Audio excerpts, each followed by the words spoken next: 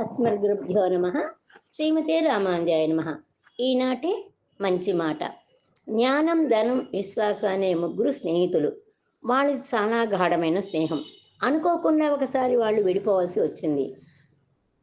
తిరిగి ఎప్పుడు ఎక్కడ కలుసుకోవాలనే ప్రశ్న వచ్చింది. ముగ్గురు ఆలోచించసాగారు.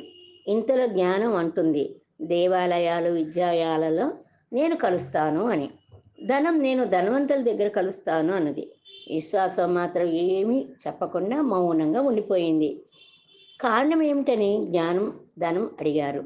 అప్పుడు విశ్వాసం ఇలా చెప్పింది, మీరిద్దరూ వెళ్ళిపోయినా ఎక్కడో ఒక చోట కలుసుకొనే వీలుంటుంది. కానీ నేను ఒక్కసారి వెళ్ళిపోతే తిరిగి రావడం అనేది కుదరని పని. ఎట్టి పరిస్థితుల్లోనూ సాధ్యపడదు.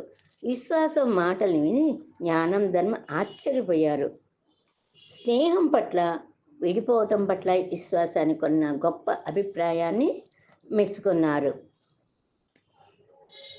ఈ కథలోని నీతి, ధనం, జ్ఞానం ఎప్పుడైనా వస్తాయి, కానీ విశ్వాసం ఒక్కసారి వెళ్ళిపోతే మళ్ళీ తిరిగి రాదు.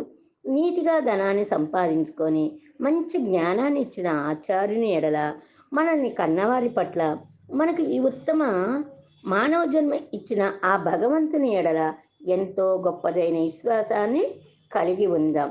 జై గోవింద.